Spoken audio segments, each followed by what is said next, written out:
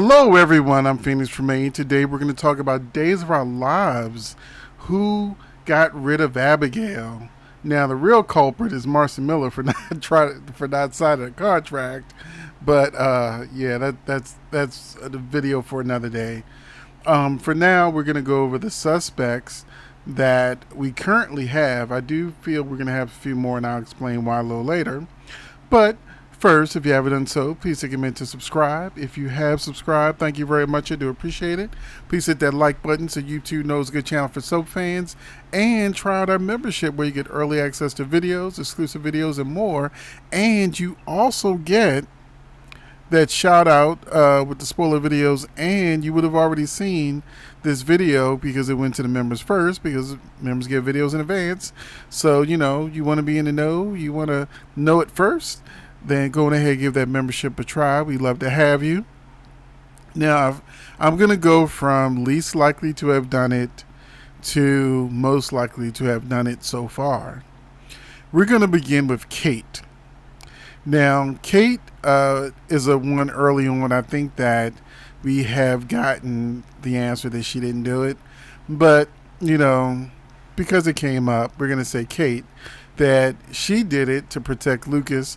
But her killing Abigail was a very long shot. Chad assured her that Abigail wasn't going to say anything that would send, Lucas to jail. She was going to keep the secret. So why would Kate, go out on a limb to go that far for her kid when she had an assurance that he was safe? So while Kate was a suspect for a moment, and she also kept talking to Lucas like, did you do it? This is terrible. So I don't think she would have gaslit her son like that. So we can take Kate off the board as a possible suspect. Leo had means, opportunity, and possibly the murder weapon. However, Leo's a con artist, and he has never acted like a murderer before. He probably saw Abigail's body and stole the money and jewelry, but he didn't kill her. So I think that's definitely 100% a red herring that Leo did it. I don't think he witnessed it, because he told Gwen, he was asking Gwen, if she did it. And Gwen was accusing him of doing it. And he didn't know Gwen had gotten out of jail. So Leo is a suspect, but he is also someone who's most likely haven't done it. He is often brought on for comic relief, and I think they want to keep that going with his various appearances. So I think we can safely take Leo off the board as a potential suspect. The next suspect is Gwen. She hated Abigail.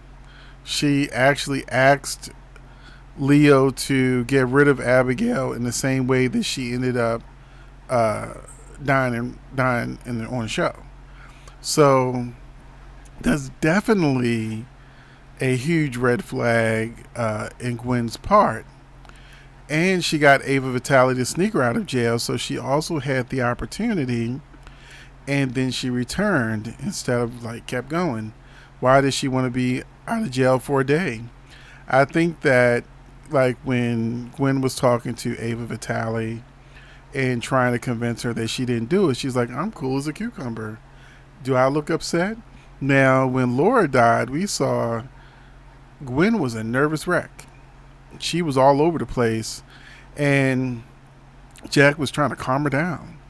So with Gwen, I feel like she's a red herring, and she probably went there, might have even was going to go do it herself, but I think she got there, saw the body, saw someone did it for her, and so she's like, well, cool. Somebody got rid of Abigail, and I didn't have to lift a finger. And that's why she's so cool and calm in jail, is because she feels like, somebody did it for her, and she got what she wanted without having to get her hands dirty. Next, we're going to go to Lucas. Lucas got drunk and can't remember anything he did the night before. He wanted to keep Abigail quiet, but it's highly unlikely that he did it. He woke up with a cut on his hand, and when he gets his memory back, he will probably know who the killer is. Abigail did say they, so there could have been more than one person in the room. Lucas could have gotten that cut on his hand trying to protect Abigail and got cut himself. So I think that Lucas is our sort of person that'll eventually solve the mystery for everyone, revealing who did it. This leads us to another suspect, and I really feel like this is another red herring because she's so obvious. But our last suspect is Sarah. So far, the most likely suspect. She went to Abigail that day, and we didn't see what happened. She's been having these hallucinations about, Kristen, and she could have easily thought that Abigail was Kristen and stabbed her thinking she was Kristen. Even Lucas in the room, she could have not known who he was and then forgot everything that happened. The best case scenario for Sarah doing it is everyone knows she was drugged against her will, that if she did it, they would be upset, but they also couldn't blame her because she wasn't in her right mind, which means, if anything, Sarah, if they don't want her on the show anymore, could send her back to like a hospital or something for treatment and recovery, like when they sent Abigail away, versus her going to jail, getting a long sentence, or anything like that. So Sarah is definitely the get out of jail free type of character. Now, when we look at the last mystery that we had, when Charlie Dale was bumped off, we saw each week Ron writing a situation where a character looked extremely guilty, and then he would go, okay, it's not this person, and then they move to another person, then that person looks extremely guilty, and then they move on to the next person, then that person looks extremely guilty, and then they go, nope, not that person either, and then finally we got all the way down the line when there was no more suspects left. Oh, Jan did it. She came out of coma. She was just faking. She did it because she's a friend of Claire, and boom. So she was definitely that get out of jail free mystery person that Soaps have Austin used so they don't have to get their main actors and their supporting actors off the show once the truth is revealed. No one really cared about whether Jan was going to go to jail or not. So that is the reason why we feel like she's that, doesn't matter if it's Sarah, because Sarah can easily get off. And next week, we're going to have Sarah going crazy again with her hallucinations, and she's going to attack someone else with a knife next week. So that's why I say it's kind of hard to just say, okay, it's Sarah, because once again, it seems like, the writer is going out of his way to make sure that we think that it's her. So on Friday, July 1st, Sarah pulls a knife on Chanel. Yeah, Sarah pulls a knife on Chanel.